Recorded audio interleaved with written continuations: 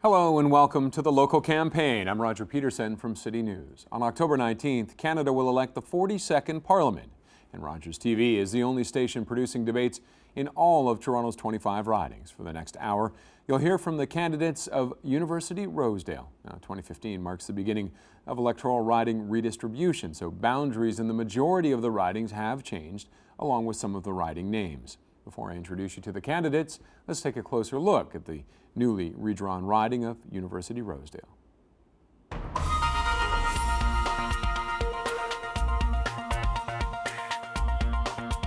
University Rosedale is a new federal riding that encompasses portions of what was once divided by two other ridings, Trinity Spadina and Toronto Centre. The riding's western border is Ossington Avenue and stretches east to parts of Yonge Street and Bay Street, and as far as the Don Valley Ravine. Half the southern border runs along Dundas Street West, as well as part of Charles Street and Rosedale Valley Road. The northern border includes part of a CP rail line just north of DuPont Street, Moore Avenue, and the Beltline Trail. Neighborhoods within this riding include the Annex, Little Italy, Rosedale, and Yorkville. Recognizable landmarks include Queen's Park, the Royal Ontario Museum, and the University of Toronto.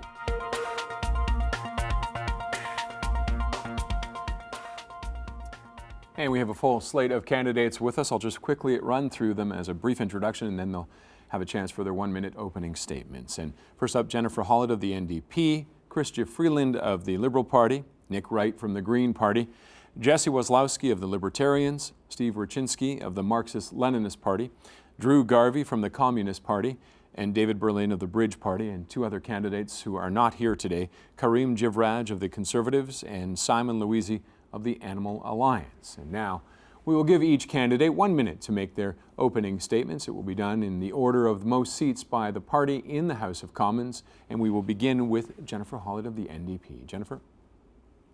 Hi, I'm Jennifer Hollett. I'm the NDP candidate in this new riding of University Rosedale. I live in the Annex, but I'm originally from St. Catharines, Ontario, a working class city where I was raised by a single mom. Actually got my start in community television just like this. I worked as a TV reporter and producer for CBC, CTV, and back in the day, Much Music when I was younger and cooler. I think Roger might remember that. And I've covered stories all over Toronto, across Canada and around the world, but it was my work as a journalist under Stephen Harper in the Conservative government, covering stories on the economy, on the environment, on human rights and civil liberties that got me worried. I thought if I didn't do something, I soon wouldn't recognize Canada.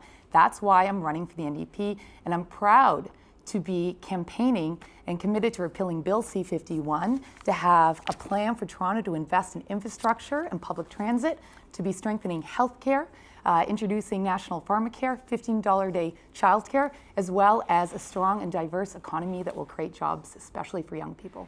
Okay, Jennifer, thank you very much. Christia Freeland of the Liberals now. Christia? I'm Christia Freeland. I'm the Liberal candidate in University Rosedale. As you saw, this riding is part of two former ridings, Trinity Spadina and Toronto Centre, and I am the outgoing MP for Toronto Centre.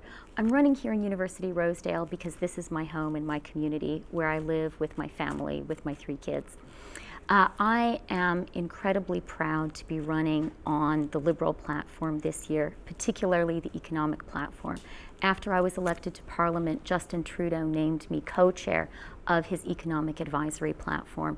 And what we're seeing in this election is a really clear economic choice. It's a choice between investing in jobs and growth versus cuts and austerity.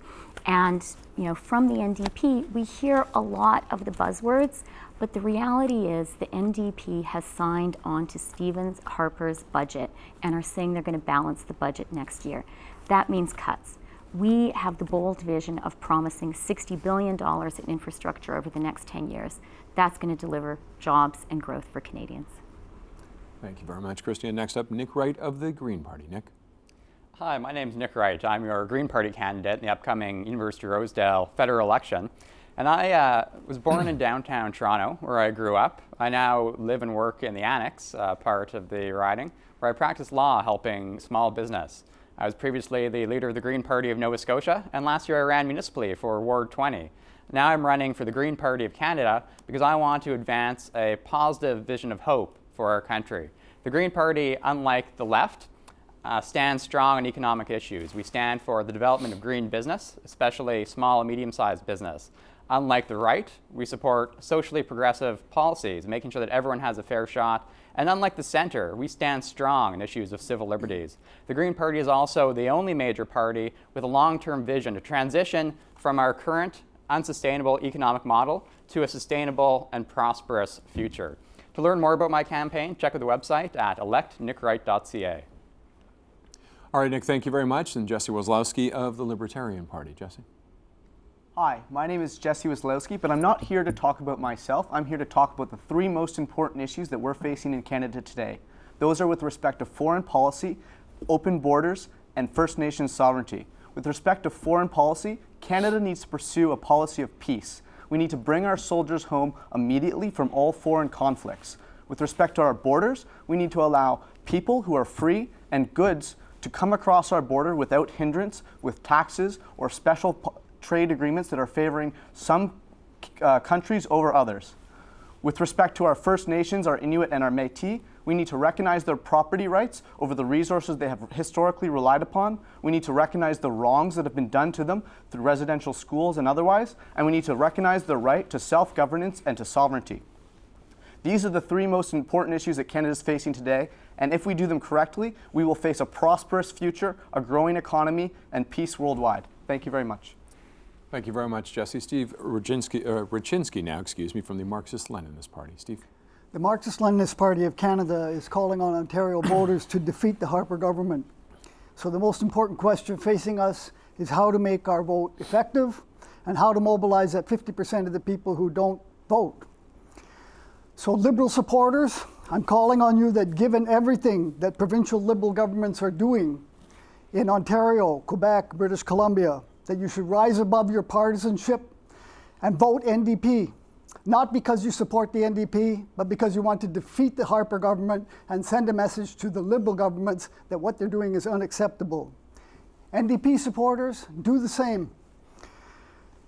The people of Quebec voted NDP not because they love the NDP, but to stop Harper. And if we can give the people of Ontario reason to do the same, we will succeed.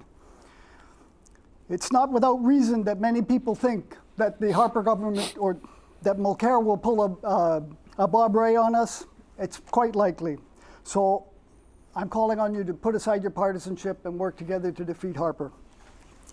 Thank you very much, Steve. Drew Garvie now from the Communist Party of Canada. Drew. Thank you. There's a lot at stake in this current election. After almost a decade of Harper Conservative rule, Canada has changed, but definitely not for the better. The top 1% in this country is getting wealthier and wealthier, but years of austerity has resulted in widespread unemployment and precarious jobs. Gutting the manufacturing sector has decimated good industrial, well-paying jobs. Democracy at home has been eroded, such as through Bill C-51. Billions have been wasted on wars abroad. Canadians need fundamental change, and we won't find it a real alternative getting to the root causes in either Justin Trudeau's Liberals or Tom Mulcair's NDP. Both these parties promise to reverse some of Harper's cuts, which is important, but they are committed to carrying out business as usual, the neoliberal agenda of austerity with war. The Communist Party of Canada has presented a real alternative to curb corporate power. On October 19th, send a clear message that fundamental change is needed. Vote Communist. All right, thank you very much, Drew. And David Berlin now of the Bridge Party. I can't even say pass the salt in 1 minute, so I'm going to just read if you don't mind. So first of all, thanks to Rogers for the invitation. The Bridge is the country's newest party. We are also the only nonpartisan federal party in Canada and perhaps in the world. Our commitment is to deep structural changes which are grounded in our conviction that the party system itself is killing the democratic spirit. On our website, you might find a blueprint which outlines an alternative to the party system as a whole. As a candidate in the University of Rosedale riding, I want to say a few words about what I would do if elected. The great psychologist John Dewey once wrote that the foundation of democracy is constituted in neighborhoods. In order to establish that foundation, I believe that the current mandate for residents' associations need to be expanded. These associations need to deal with homelessness, daycare, youth unemployment, but more positively, residents associations should sponsor regular town hall meetings on the social, political, economic, and moral issues of the day. We need to create associations in neighborhoods where they don't exist. We need to create a cross-country network of all the residents associations. We should consider creating a school for facilitators to be deployed to all such associations. This is the democratic base that we need. Okay, David, thank you very much. We will now begin our question and answer period of the debate. Each candidate will be given 30 seconds to respond, followed by discussion. And the first question, there are 350,000 children under the age of 12 in this city and 65,000 licensed child care spaces. Many parents complaining about the lack of available daycare. The universal child care benefit was intended to support parental choice, but does it address the issue? What will your party do about the shortage, or if there is one, of affordable child care? And we will start first with Jennifer. Jennifer?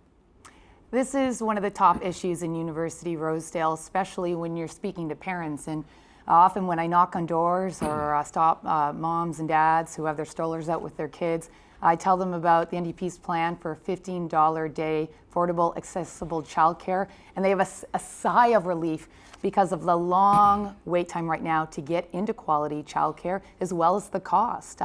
Liberals have talked about it and promised this 4 times in the past. The Conservatives even said they create spaces. We're going to deliver. Okay, Jennifer, thank you very much. Christia?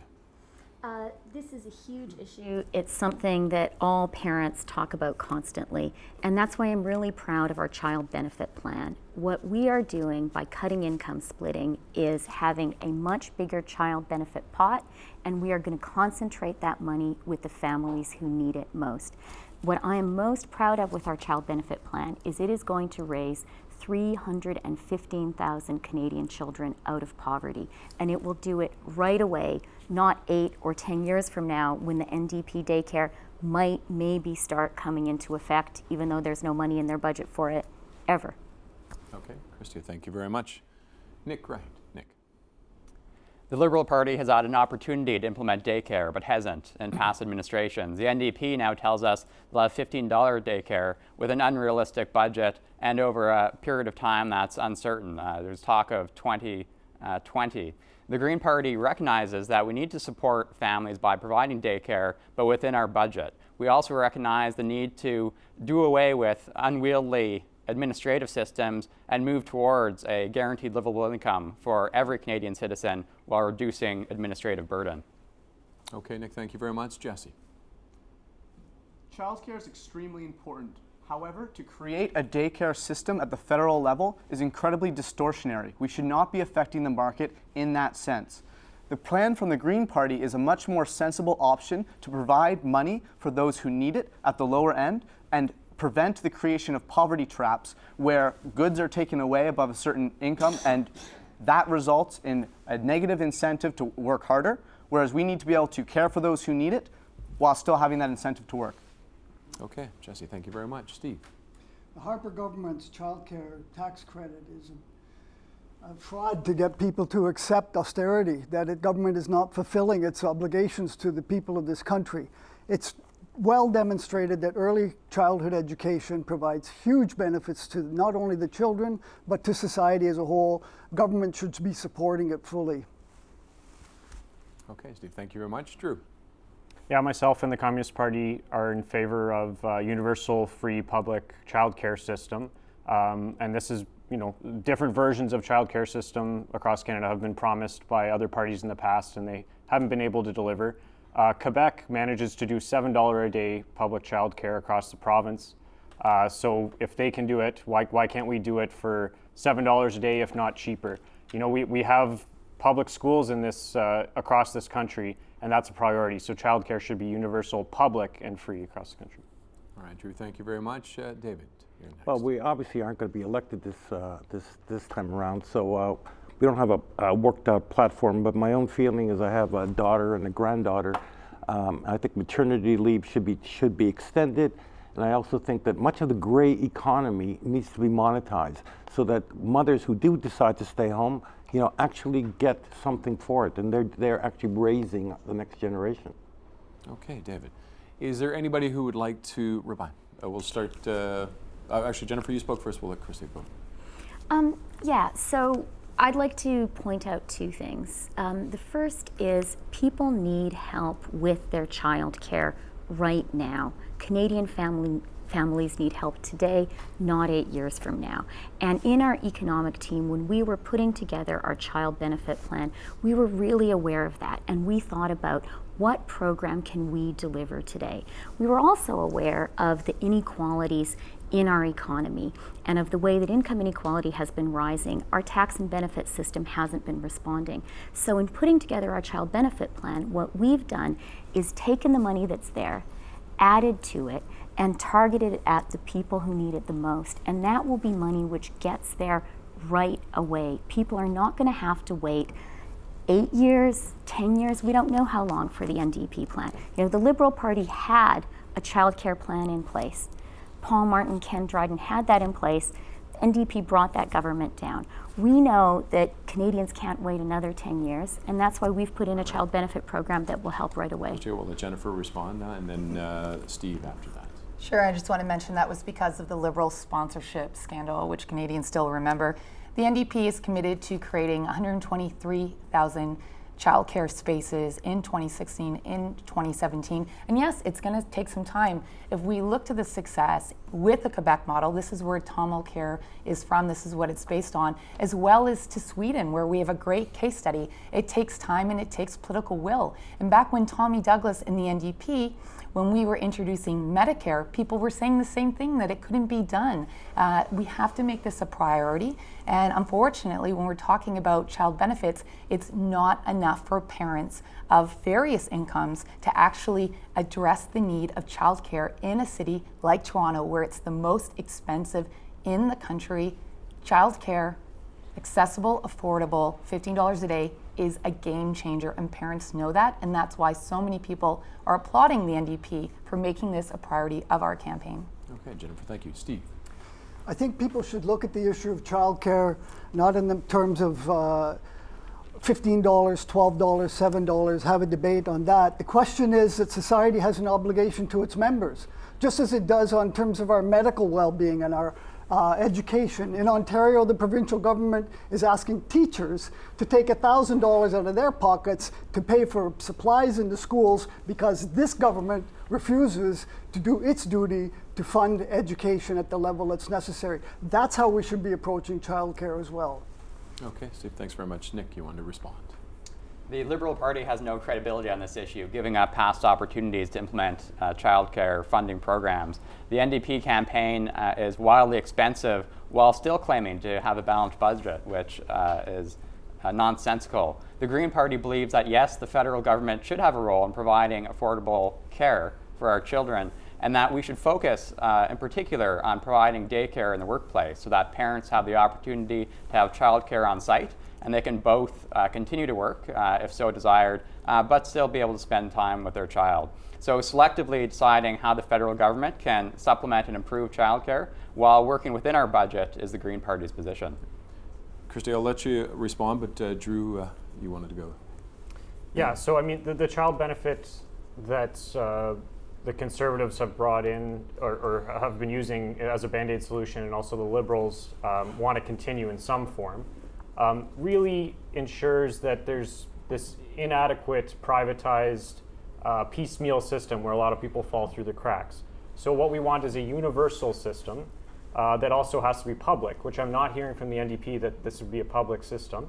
That this would create, good public sector jobs, would really increase, especially jobs among women. Also, gender equality and the wage gap is all related to this. So that this is also just about jobs and gender equality. I want to point that out. It's not just about an inadequate private system that we have now. Christia, did you want to respond? Yeah, please. So look, our plan is something which will work through the current benefit system. It will put more money in the pockets of Canadian families right away. Canada's poorest children, or actually the people who take care of them, will get $6,400 a year tax-free. immediately. Canadian families can't wait, and that's going to be enough to lift 315,000 children out of poverty. As for the NDP plan, the problem with it is it dissolves upon closer inspection. It's something which even Tom Mulcair is saying isn't going to be delivered for 8 years or more, and even then relies on 40% funding for the provinces. We know how cash-strapped Canadian provinces are. Tom has not said that. They cannot pitch in that extra money. So it sounds good, but it's not going to happen. Okay, Nick Wright, or sorry, Jesse from the Libertarians. Personally, I have two questions on this. One, how are the Liberals going to ensure that poverty traps are not created when you apply this additional program to people below a certain income without having an ability to escape that and understanding of the various other programs that are applied at the municipal and at the provincial level? That's not possible. It's incredibly difficult at the least, and I don't think they can manage that. For NDP, I have to wonder, how can you apply such a regressive policy without supporting a more progressive taxation system that benefits those at the lowest end? Okay. Christia, Steve, we have you, but we'll let Christia respond, and then we'll close it out with your comments, and then we'll move to the next question. So I think the poverty trap question actually is a really good one, and it's something that our economic team talked about a lot in thinking about our benefit system. And my bottom line on this, we do see the child benefit for Canada's poorest children as effectively a guaranteed annual income for Canadian kids. And the thing is, there's no danger of a poverty trap for kids. You can worry about other welfare benefits as being a disincentive to work. I'm not worried about a 4-year-old having a disincentive to work. So I feel very comfortable having, as generous as possible, a benefit system for our poorest children. And Steve, we'll give you the last word on this question. I just want to say this. Policies that are being advocated by the major parties have nothing to do with putting more money into the pockets of the consumers or taxpayers. Take responsibility for the fact that Paul Martin's government took something like $25 billion out of transfer payments that went to the provinces for healthcare, education, housing, and handed that over to the banks in the name of paying off our debt, and yet we're more in debt today than ever. This country produces more than enough wealth to provide for the needs of the people. It's the austerity agenda, it's the neoliberal agenda that's denying us that. Okay, Steve, we'll move on now to our next question, and Christia, you'll be the first to answer. The Federation of Canadian Municipalities says that countrywide there's a $123 billion municipal infrastructure deficit. Here in Ontario, the GTA is the fastest growing region of the province. Its population is projected to hit 9 million by 2041. However, increasing traffic congestion, crumbling expressways, overtaxed utilities are leading critics to say that our urban infrastructure is not keeping pace with the growth. These massive infrastructure projects typically involve funding and cooperation between all three levels of government. Where will we find the money for the work, and how will your party approach this issue? Christian. That is a great question, Roger, and that really, the answer to that question is at the heart of our economic agenda. We understand that Canada has an infrastructure deficit. We understand that our economy is treading water, and we understand that interest rates are at a historic low. And when you put those three things together, you get the answer that we've come up with, which is now is the time for a historic infrastructure investment plan, $60 billion over 10 years. Now you're going to hear from the NDP, and Jennifer has shown us their glossy plan, saying we're going to do it too. But the reality is the NDP is going to invest $420 million next year in infrastructure. We will invest $10 billion. The proof is we have the political courage to say we're going to run modest deficits for 3 years. The NDP is sticking with Stephen Harper's balanced budget. You can't have both. Okay, Christia, thank you very much. Nick Wright. The Green Party's position on putting money back into infrastructure is quite simple. We're going to allocate 1% of GST, which is approximately $6.5 billion a year, to build a $123 billion infrastructure program. And that addresses the problem of this ad hoc investment where one government gives some money and then it's taken away in a different administration. We need consistent and reliable investment. And the Green Party also recognized the importance of putting that money into rail to improve our rail system, and also transit and other green forms of transportation. Okay, Nick, thank you very much. Jesse. I would challenge the presumption of this question. Why is local infrastructure a federal debate topic? I don't think any of these plans are recognizing the local nature of this and the inherent power play that you have between favoritism to some municipalities over others. Why is Toronto being favored? Yes, we're in the Toronto region. We're told to vote on behalf of our constituents if we get elected, but such a thing is not conducive to a broader Canadian policy that supports the economy with more immigration and having those local funds used to fund infrastructure. Okay, thank you very much, Jesse. Steve. The municipal infrastructure deficit in Ontario owes a lot to the activity of Mike Harris, the transfer of the costs of maintaining infrastructure down onto the municipalities, which didn't have any tax base or any basis of supporting them. And so you take one example like the TTC. It's the least supported public transit system, I think, in North America by government. It's supported mainly by fares of users.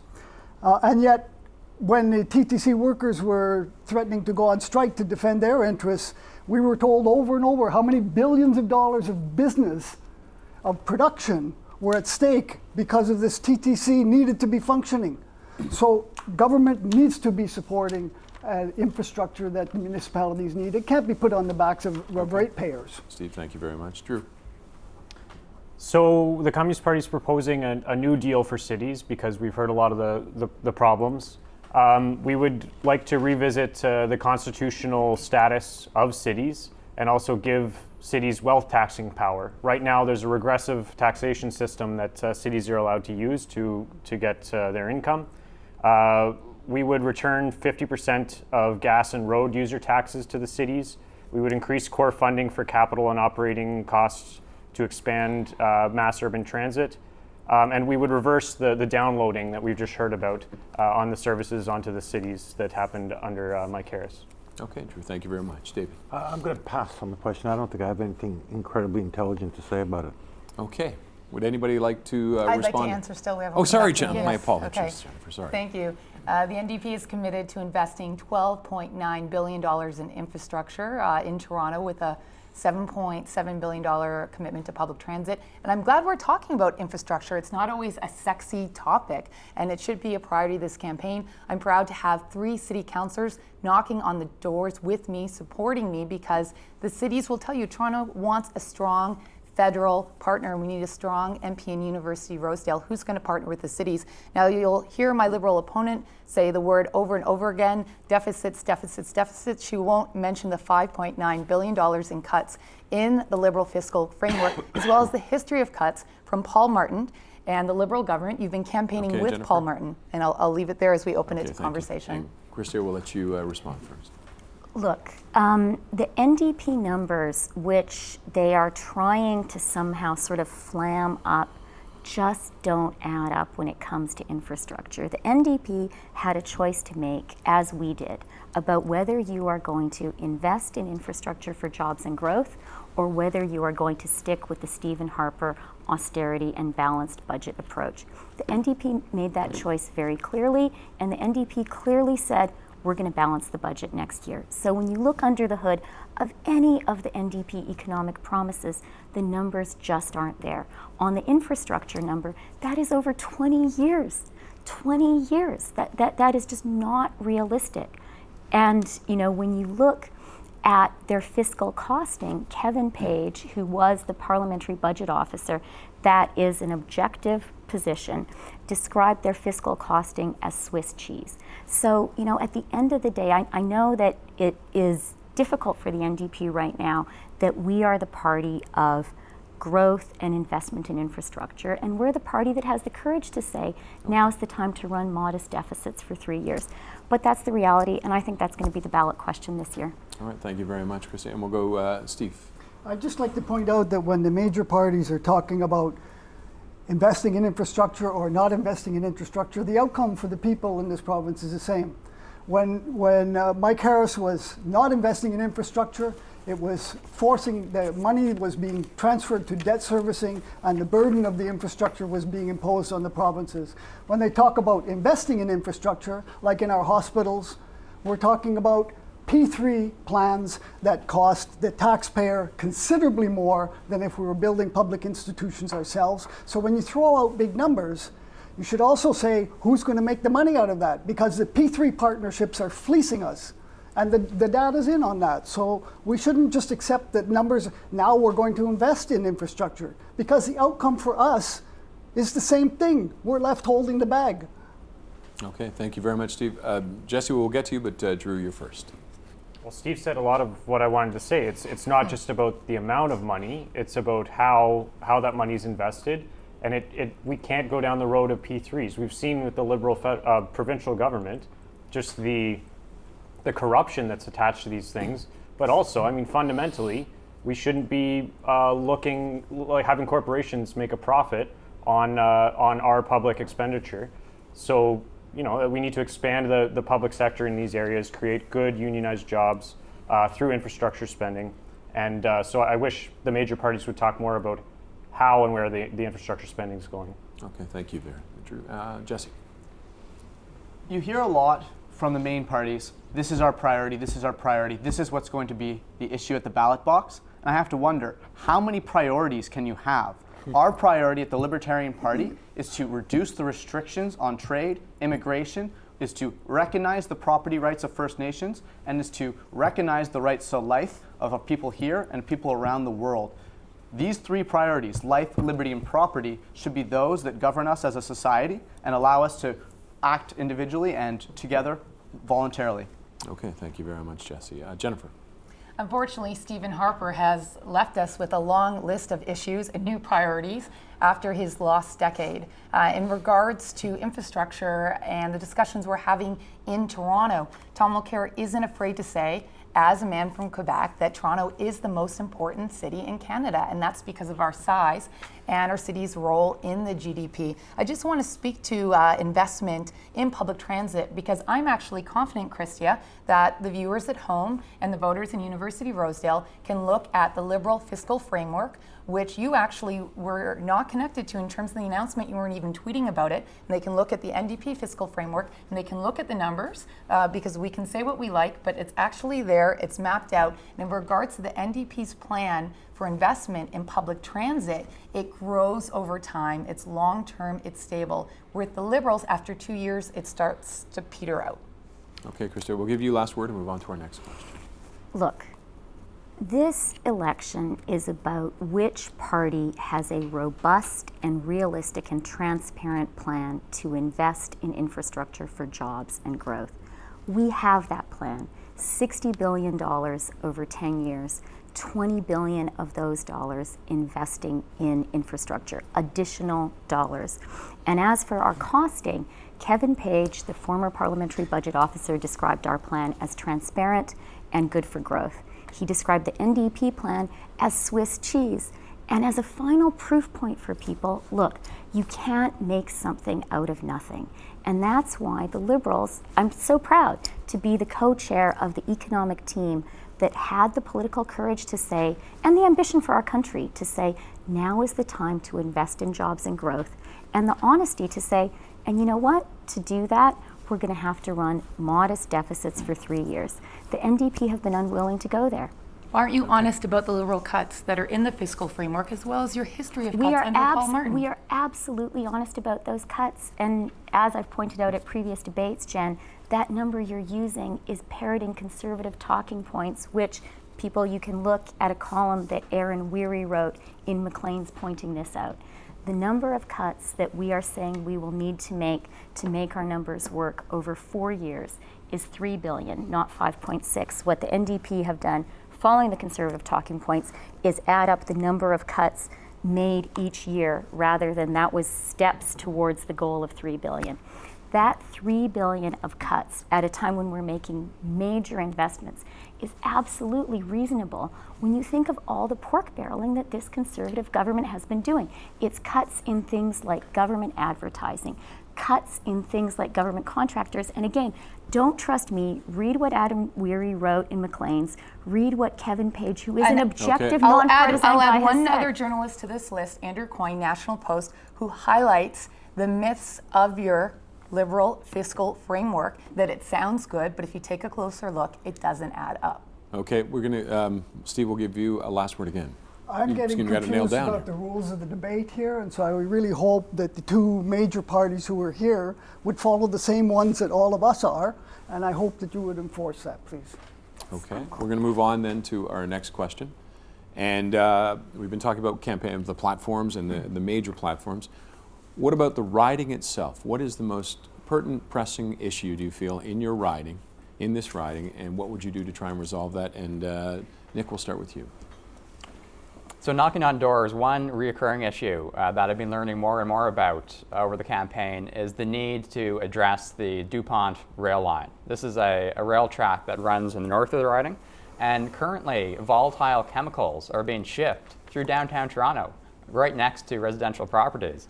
This is the same rail line further east, but the same rail line that had a previous derailments that caused great catastrophe. So what we need to do is we need to end the shipment of volatile chemicals, ensure that they're stabilized prior to shipment, and in a medium-term plan, start working to build the link necessary near Pearson Airport to redivert the rail and look into having a commuter train, perhaps, to address this safety issue and also serve the residents of our riding. Okay, Nick, thanks very much. Jesse. This is obviously a very important issue. Safety is incredibly important to a local riding. But I challenge again the nature of this question, which inherently insinuates that there's competition between ridings for getting their policy out there. I think that the benefit of having MPs who are from your local riding is that you can hear from them and speak to them in a close way. But the important issues at the federal level are federal issues that affect all Canadians, and these include life, liberty, and property, immigration, trade, First Nations sovereignty, and foreign peace. Okay, Jesse, thank you very much. Steve. I think the main issues in our riding are the same as face the rest of Canadians. An end to austerity. We need an anti-war government. We need to curb the power of the monopolies who are wrecking our economy. And it's true in our riding. I work at the University of Toronto. It's the highest concentration of healthcare expertise and research in the country, I would think, at University of Toronto as well, where the policies of the federal government are really turning our resources in service of the pharmaceutical giants, of the whichever research is being funded. It's being funded to support that some monopoly is going to be a winner on the world scale, and we need to stop that. Okay, Steve, thank you very much. Drew. Well, two big issues. I think I moved actually into the riding temporarily. I don't live there anymore last summer. And when I did that from Guelph, Ontario, my housing costs tripled. Housing in Toronto is outrageous. We would create 1 million units of affordable social housing and through that create a lot of spin-off jobs. Also education in the riding, obviously University of Toronto there, massive student debt. There's dozens of countries around the world that have free post-secondary education, and we would want to implement that and also abolish student loans. Young people today are faced with massive youth unemployment. They need to be able to go to school, and education is a right. Okay, thank you very much, Drew. David. Look, I lived in this riding for 30 years in the Annex. I've seen it change. I've been on the Residents Association. I actually ran for the NDP in 2000. I've been the editor of the Walrus and covered this riding from all kind of different places. And I guess what I'm going to say is to repeat the first message that we need the Riding Association itself to expand its base, to start doing things that we used to rely on churches and synagogues and mosques to do, to bring people together in constant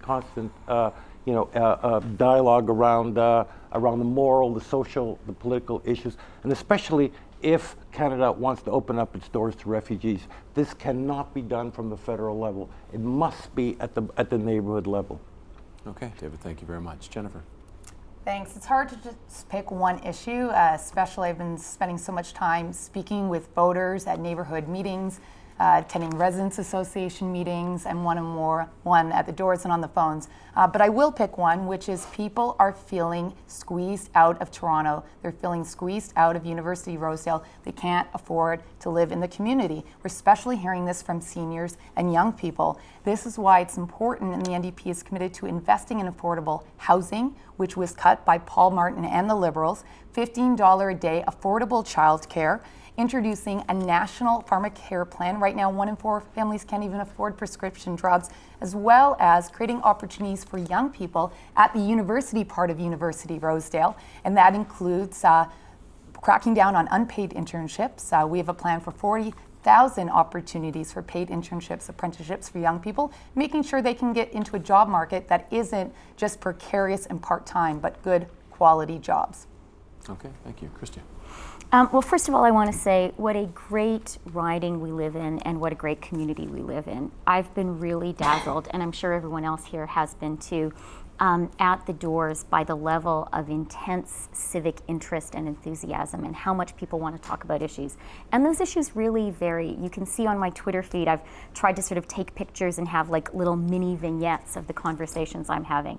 And it can range from, fiscal versus monetary policy as economic tools to talking about how do we stimulate the biotech sector to talking about arts policy.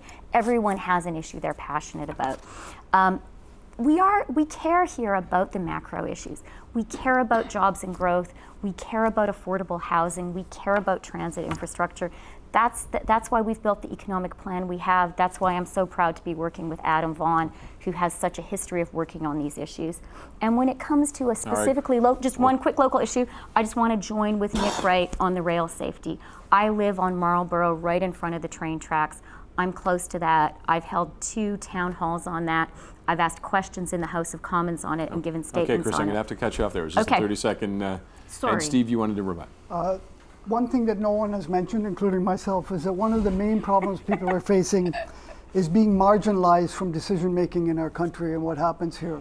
And our electoral process puts people, you get the vote every 4 years, and then we don't have any say.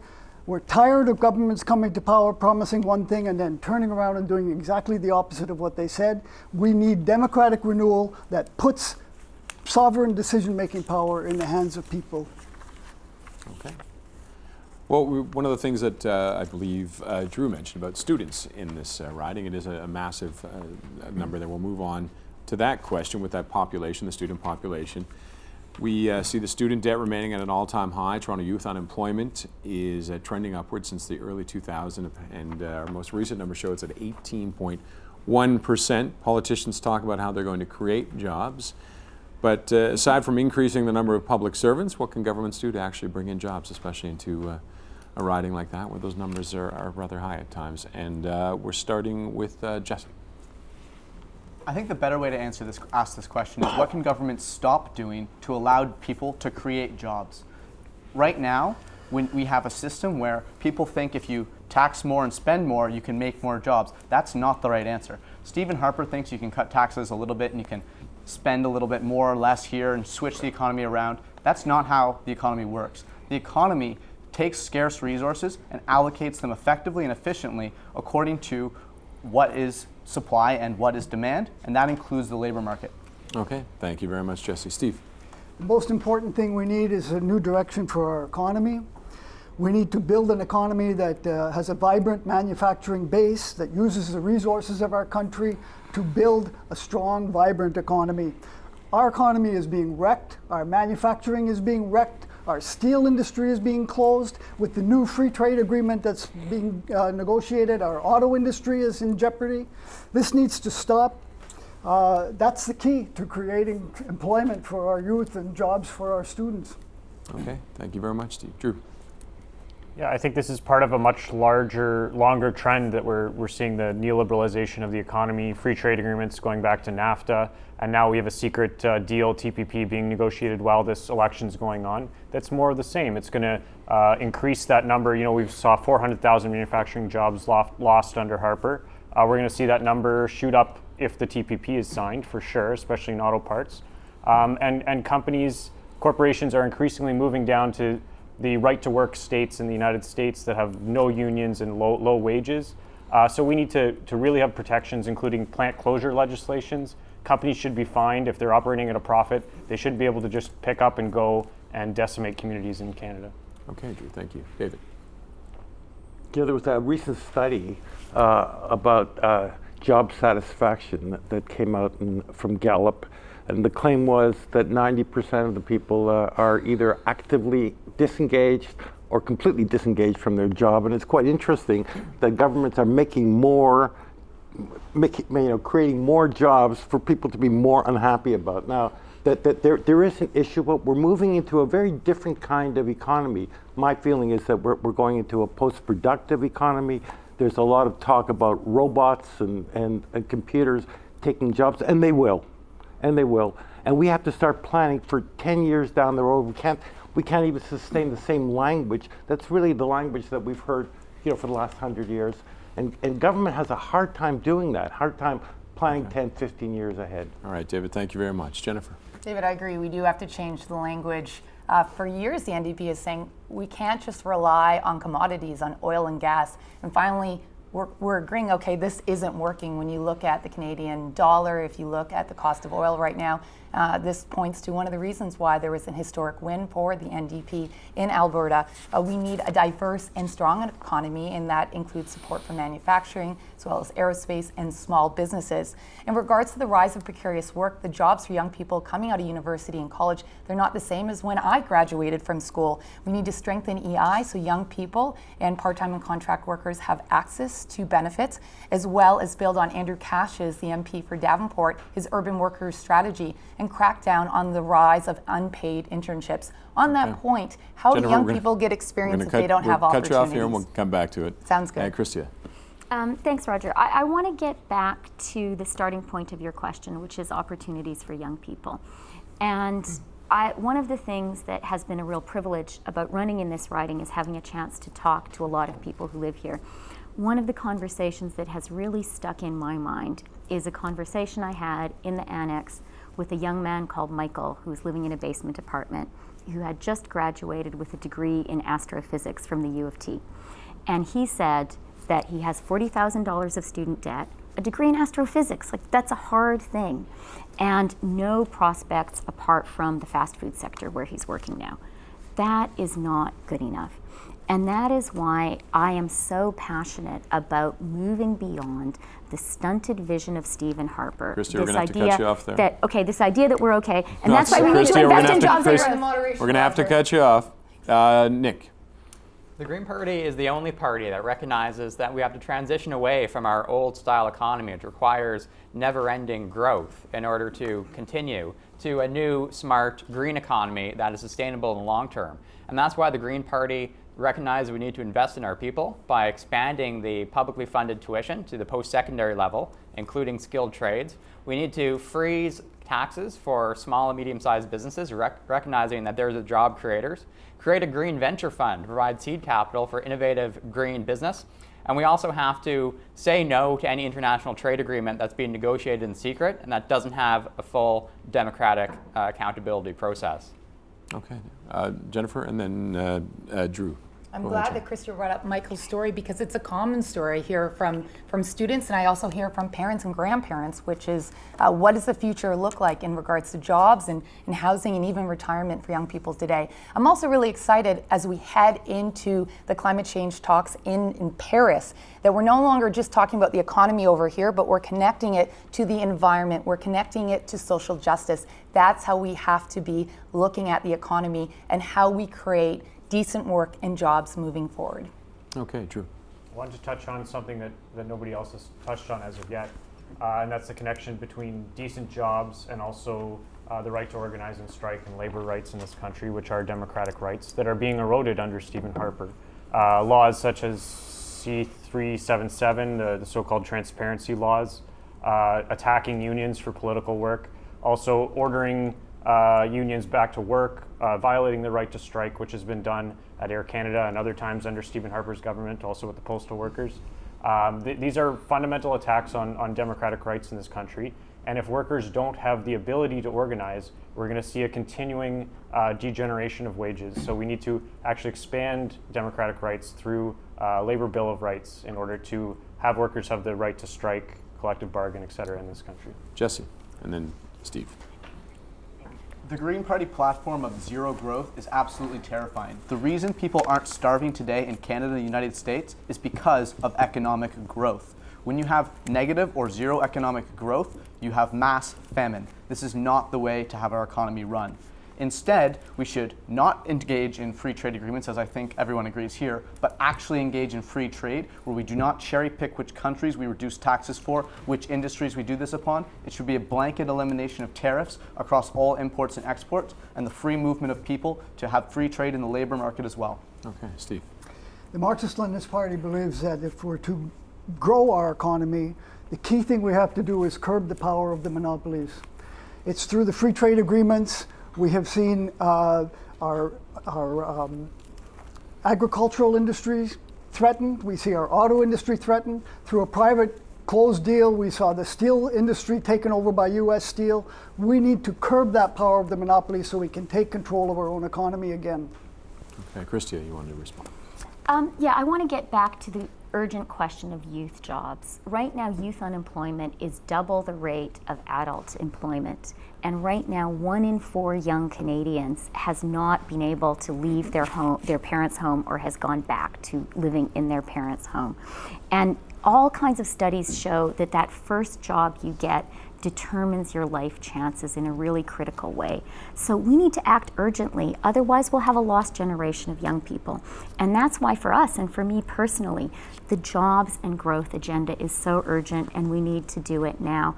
And why we have a specific plan for young people of $1.3 billion invested over the next 3 years to help you get that first step up the jobs ladder. 40,000 summer jobs, and suspending EI payments for the first year for employers who hire someone between 18 and 24, just to give that extra push to that young person.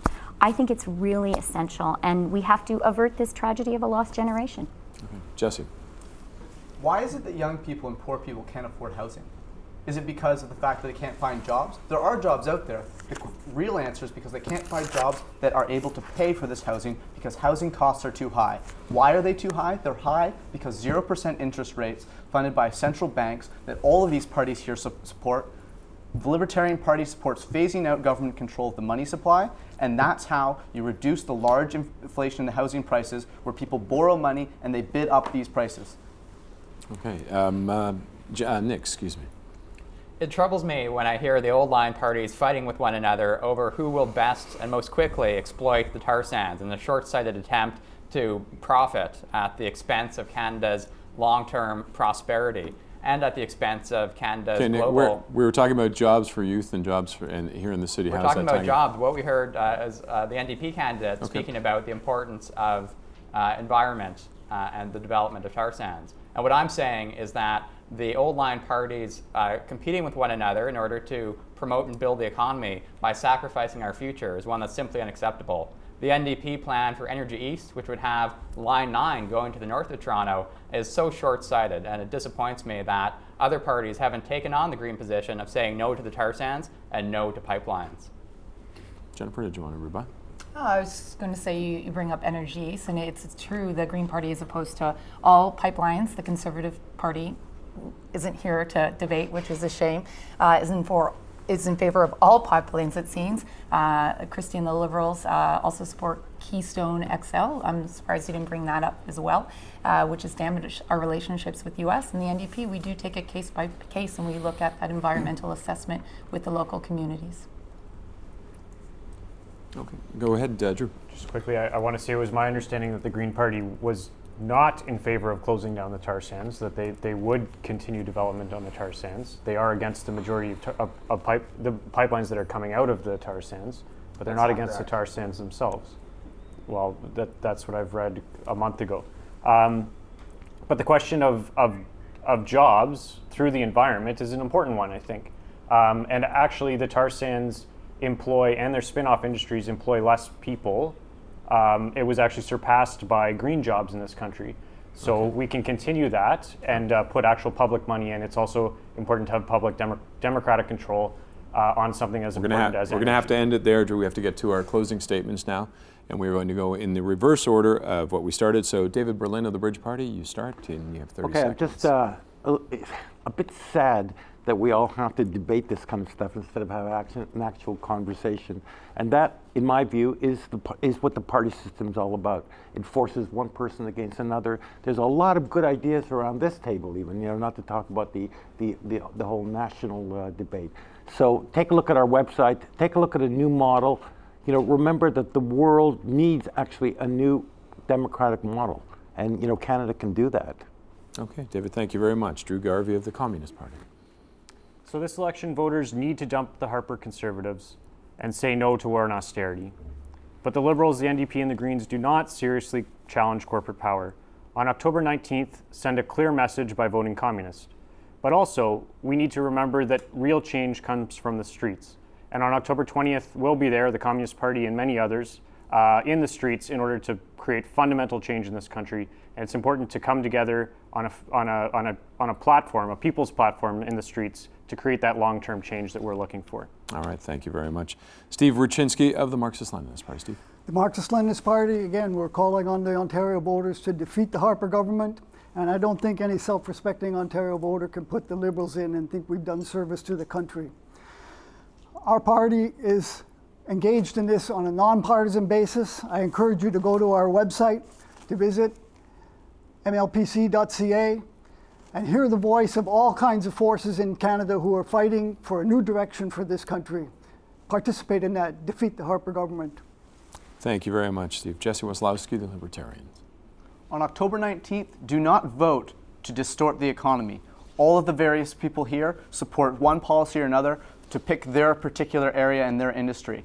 Instead, vote Libertarian for life, liberty, and property, supporting free markets on top of that. That means do not kill people overseas with Canadian soldiers. Do not kill Canadian soldiers overseas. Bring those soldiers home. Moreover, do not close our borders. Open our borders so that people can cross them freely, so that goods can cross them freely, and protect First Nations property rights so that they can have sovereignty and control over the lands and resources that they possess. Jesse, thank you very much. Nick Wright of the Greens. Nick. On October 19th, voters have a choice. Either the old line parties that have a misguided approach to economic development that will destroy Canadian natural resources and the world through climate change, or the Green Party's vision of a sustainable future with a different conception of prosperity. The Green Party will also champion socially progressive ideas like fully funded tuition and a livable guaranteed minimum income, while standing strong on civil liberties and ensuring that we do so within a balanced budget. My name is Nick Wright. On October 19th, vote Green. Thank you very much, Nick. Christia Freeland now of the Liberals. Christia. I'd like to start by saying thank you so much. Thank you for watching this show. Thank you for taking the time to talk to me on your doorstep. I'm really excited by this election. I know people at University Rosedale really are too. I feel it at the door and in my conversations. I'm excited because this is a chance for us to end the Harper decade, a decade of cuts, a decade of cynicism, a decade of divisiveness, and a decade of a stunted vision of what our country can be. Please vote for me and the Liberal Party and our ambitious vision and our agenda for jobs and growth. Thank you. Thanks very much, Christia. And Jennifer Hollett of the NDP. Jennifer. Thanks to everyone here and everyone at home watching. I've been out at the doors at community meetings all year, and University Rosedale, your message is loud and clear. You want to see Stephen Harper go. But the question is, what do we want instead? Do we want a Liberal government that has a history of cuts to housing, to education, to healthcare, cuts in their fiscal framework, or do we want something new? And that's what the NDP is offering. It's been a long election, but it's an exciting one because for the first time in history, we're in a position to form an NDP government. And I'm excited to be the local NDP Jennifer. candidate. Thank you, Roger. And we have two others who couldn't make it today, Kareem Jivraj of the Conservatives and Simon Louisi of the Animal Alliance. But I thank you all for joining us today and taking the time to offer up your opinions, and good luck on the rest of the campaign. We'll have airtimes for other debates. They can be found on rogerstv.com. I'm Roger Peterson. Thanks for joining us.